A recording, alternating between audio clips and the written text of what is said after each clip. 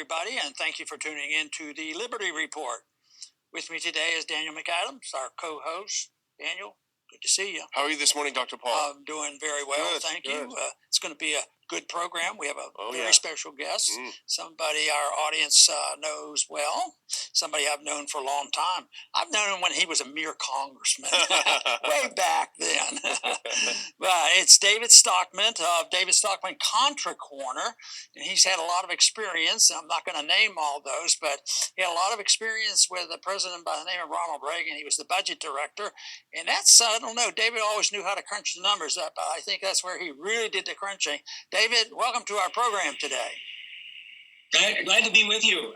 There's a lot to talk about here, and frankly, some numbers crunching that gets to the truth of this whole hysteria about COVID-19. It couldn't be more timely. We have a campaign being run by the mainstream media. I call it the Cuomo Brothers CNN, Inquisition. That is really scaring the daylights out of both politicians and the broad public in a way that's leading us to commit damn near economic suicide. Shutdown nation is a government-imposed calamity that is getting, more vicious by the day. We saw last week the unemployment claims again, 5 million. In 4 weeks, we're up to 22 million new unemployment claims, which equals the total number of jobs allegedly created over the last 10 years of recovery, at least according to the BS. That number for 4 weeks, you just can't emphasize it enough. 22 million people out on the street losing their paycheck is 10 times larger than the worst 4-week period during the Great Recession in that dark winter of 2008 and 2009. That's how far off the deep end we are, and it's predicated on a description or characterization of the COVID-19 that I think is ass backwards, if you'll excuse my French. This is not the Black Plague ripping through the entire population, taking people down, whether they're old, young, in between, healthy or not. This is just the opposite. This is a very bad, contagious flu variant that strikes in a pinpointed way at the elderly, and especially the elderly that have pre-existing life-threatening conditions like heart disease or various other comorbidities, as they call them, diabetes, even cancer, respiratory illnesses, and so forth. And I think it's important before this continues much longer, and they're running this campaign on the media. You can't open it up. You've got to wait. We're going to, be sheltered in until 2022, and all the other nonsense. Well, the economy will be entirely destroyed by then. So we need to face the facts, and I focus in my numbers crunching, Ron, as you call it, on the data from New York State, which they report every day, separate from Governor Cuomo's audition for, his presidential candidacy or whatever he's doing. And if you look at those numbers, it's crystal clear that one size fits all is the wrong remedy. The shutdown or lockdown solution is wrong. And just listen to this. There have been, as of today, 11,500 deaths, unfortunately, with COVID-19. And I say with because, they're characterizing almost any death in a hospital as COVID-related, whether it was caused or not, but accept that number. But if you take the population under 30 in New York, there have been just 56 deaths out of that almost 12,000 number. And the thing that we need to look at to understand our risk and what we should be doing is the rate per 100,000 population, because what that does is standardize it. It makes it, sensible, understandable. The death rate per 100,000 for people in New York State, now this is the epicenter of the whole damn thing, is less than 1. It's less than 1 per 100,000. And on the other hand, if you look at the population over 80 years of age, 80 or over, there have been 3,000 or 3,100 deaths, and the rate is 630 per 100,000. Now, just think about that. Your risk of death, if you're over 80 from exposure or being infected by the corona, is 850 times larger than if you're under 30. And in fact, if you take everybody under 50, which is 13 million of the 19 million people in the state of New York, the rate per 100 is only about 6 per 100,000. And that's just a tiny fraction of the normal death rate just from normal accidents and diseases and so forth. So when you look at those numbers, the obvious thing is we have to identify, isolate, treat, help that small subpopulation, maybe 10% of the population or even less, that's vulnerable to this thing. And on the other hand, open up society and economy and let the rest of the population get back to work and back to life. David, Daniel has a question for you. Yeah, you do make the good point, David, in your piece that there are virtually no New York deaths among the disease-free population under the age of 50. And these are predominantly the people that are out there or would be out there working. And that's so important. And you point out one size does not fit all. There should be special care taken for those that are vulnerable. But when you shut the people who have virtually no chance of dying from this away with those that do, it makes no sense. You know, we talked about this recently. Thomas Massey, Republican of Kentucky, said, we are facing severe disruptions in our food chains. We hear that Smithfield is closing plants. Farmers are dumping milk. Vegetables are rotting. And we're facing a massive catastrophe because of this monumental power grab by politicians. Yeah, unfortunately, as in so many other cases, Donald Trump has gotten some very bad advice from career government bureaucrats who have tunnel vision. Now, I'm not a Dr. Fauci lover. In fact, I think he ought to be, I think Trump ought to do his thing and fire him forthwith. But let's just understand who he is. He graduated from Cornell Medical School in 1966. Ron, he's almost, I think, up with you. But in any event, 2 years later, he became a researcher at the NIH, National Health Institute of Health, for allergy and infectious disease. He's been there for 52 years in the same tunnel, and he's been director of the joint since 1984. Now, he may know a lot about infectious disease, but he knows very little about the rest of the world, and he was asked the wrong question. He should have been asked, who are the most vulnerable populations? It's not one size fits all. This isn't the Grim Reaper of 1335, Black Death in England or in Europe. And how do we identify them? How do we protect them? But instead, these knuckleheads in the Trump White House, gave them a platform to say, shut it down. And they gave the CDC a platform to say, we can stop this virus if we stop social and economic life. That was the wrong question. There have been a lot of these viruses studied, SARS, MERS, H1N1. There's a whole body of literature that tells you very clearly you can't stop the virus. What you need to do is mitigate the harm to the most vulnerable populations that can happen. Well, they weren't given that. They were given full authority to scare the hell of the American public. They've done that. Trump stands there every day like a deer in a headlight while they're talking, and then he goes into another, pissing contest, literally, with the rest of the press.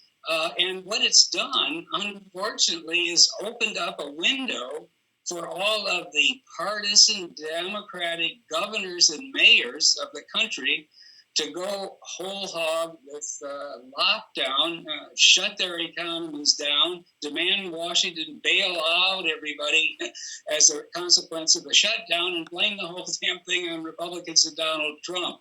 If you would have tried, now, theoretically, when it comes to dogfight, to do something as stupid as this whole scenario that I've just described, it would be hard to come up with it. David, I have a question. Who's motivated to do this? You come down on the side of, well, they're just a bunch of jerks. They're dumb. They don't know what they're doing. Or is there a sinister desire to do this? You say the media is lying to us, which I think most of the world now realizes that. But is it the bureaucrats that lied to the media? Is that part of it? And in your experience with government, did you ever see anybody purposely misinform the public on economic stats, or is that a new modern phenomenon? It may be more modern, and I think it's a great question, Ron, but, there's different motivations of this, syndrome that's underway. The CNN and the other mainstream media are desperate for advertising revenue.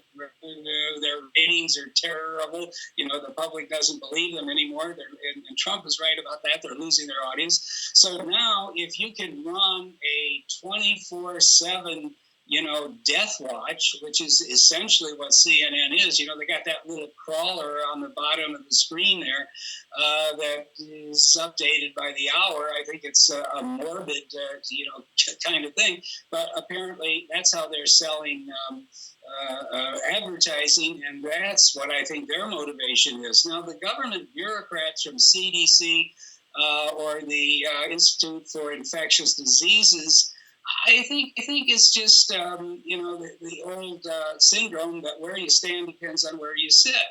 And these people, have a chance to, run the world for a moment, be front and center in the spotlight. And that's fine, but they were asked the wrong question. They shouldn't be making policy. They should be asked, how can we help? How can we protect, isolate, identify the vulnerable? Now, let me just add one thing to this, Ron, which, you and I are great critics of the welfare state. But here's a case where the overwhelming, I showed this the other day, and I think people would find it startling. 20% of all the people who have unfortunately died from the coronavirus, and the numbers shown on that screen on CNN and the rest of them, have been citizens of New York over the age of 80 that had 2, 3, and 4 medical conditions that made them vulnerable. Okay, that's what the real truth of the matter is, and yet we allow the experts to run the whole country when they could easily be focusing their knowledge and expertise on helping that very vulnerable population. Stated differently, that share of the population is a fraction of 1%, and they account for 30% of all the deaths in America. So, I don't know how we're going to shake loose of this, because there's a war now going on between the Democrat mayors and governors and the Trump White House. Frankly, I'm a Federalist. I don't think Washington and the White House should be telling governors what to do. On the other hand, the governors are committing economic suicide in their own state. And I just hope that somehow people like yourself, Ron, and others can alert the public that we got to stand up to this. There's a saying, the truth will make us free, but I would think that make us free, and then maybe we'll hear the truth. So, Daniel? You bring up the issue of political motives, and you can't ignore these. And you say, well, that's a little conspiratorial. They wouldn't do something like this or try to take advantage of something like this for their own political gain. But these are the same people that brought us to the brink of nuclear war with Russia to try to get Donald Trump out of office. So it's kind of easy to believe they do anything at this point, So there must be a component of that. But, in your most recent piece, you put a very interesting graphic. You had a picture of Cuomo doing his daily thing. Then next to you had a graph, and that graph was hospitalizations for New York. and it went up like this, and then it went down and way down and way down to the bottom. Yeah. Well, the whole point of the shutdown was to flatten the curve so the hospitals didn't get overwhelmed. Guess what? They're not overwhelmed, so why aren't we back on the streets and in our restaurants? Yes. You're so right about that, and you hate to, put on a tinfoil hat, so to speak, and accuse these Democratic politicians of nefarious purposes, okay? But frankly, the Trump derangement syndrome among Democrat politicians, and frankly half of the Republican establishment in Washington, has become so severe that even if their lips are talking about public health protection and safety and, so forth, in the back of their mind, it's get Trump, get Trump, get Trump. You shut down the thing he had to brag about. Okay. Are we there? In the back of their mind, that's clearly a factor. David, I'm going to ask you a question I was asked just minutes ago because I was doing an interview. I don't know how well I did with the answer, but they wanted me to describe where we would be on this emergency at the end of this year. You want to deal with that one? Well, it's unless something changes dramatically, mindset, unless the public gets aroused and comes out of its stupor, I'm afraid that the mainstream media and the establishment commentariat and the Democratic politicians are going to keep the country more or less in quasi-shutdown mode for months and months and months. And if that happens, we're going to have a collapse of GDP in an economy that was already ultra fragile as a result of all this debt we talk about, 74 trillion public and private on the U.S. economy, and all the malinvestment and distortion and speculation that has occurred as a result of these bad monetary policies for several decades. So what I'm saying is, it's bad enough if this would have happened, let's say, in 1970 or 1990, it would have sent the economy, into a tailspin. But this economy is it's as if I can use a medical term, the immune system of this economy has been totally destroyed by the Fed. It's a hand-to-mouth economy. It's a debt speculation-ridden economy. And when you have this kind of disruption to paychecks and the cash flow, and then we can even get into the government. It's crazy what they're doing. And since we're talking about it, Ron, I've got to get this thing, I got to throw this number out. The current estimate now for the deficit this year, fiscal 2020, is $3.8 trillion.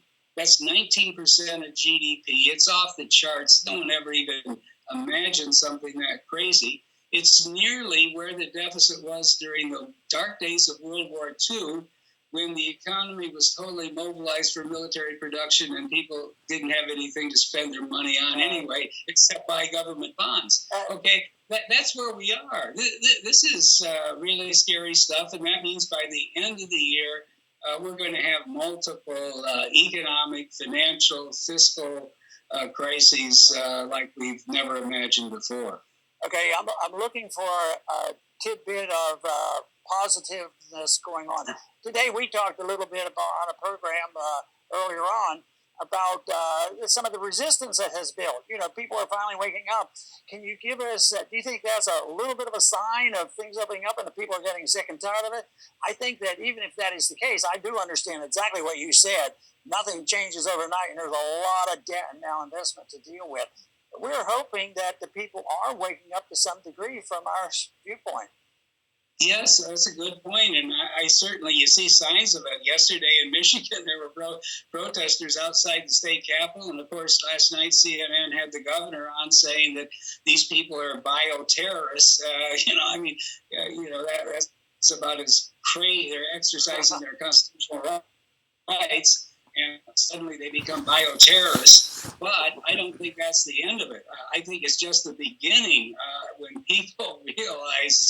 because all this information that we've been sharing here today, it's not secret. It's not something that I've got, in a safe here where I am in Connecticut. This stuff is going to get out, and people are going to realize that, we've shut down the entire society, locked down the economy for no good reason. And once this information starts to filter out, and we all have to work on getting it out to the public, I think there's going to be a real uprising. Okay, David, we're going to finish up here, but Daniel has a short question or statement. No, I just wanted to offer a little bit of optimism. I was talking to Lou Rockwell on the phone yesterday, and he said he was reading that the LA Times ad revenue has gone down to 0. So there might be a silver lining. Hopefully the other papers having the same experience. Okay, very good. David, I want to thank you again for being with us today. It's been great, and we're going to do our job in spreading the message, and I think you do a great job in doing the same thing. So thank you very much for being with us. Great to be with you. Well, very good. And I want to thank our viewers today for tuning in. Please come back soon to the Liberty Report.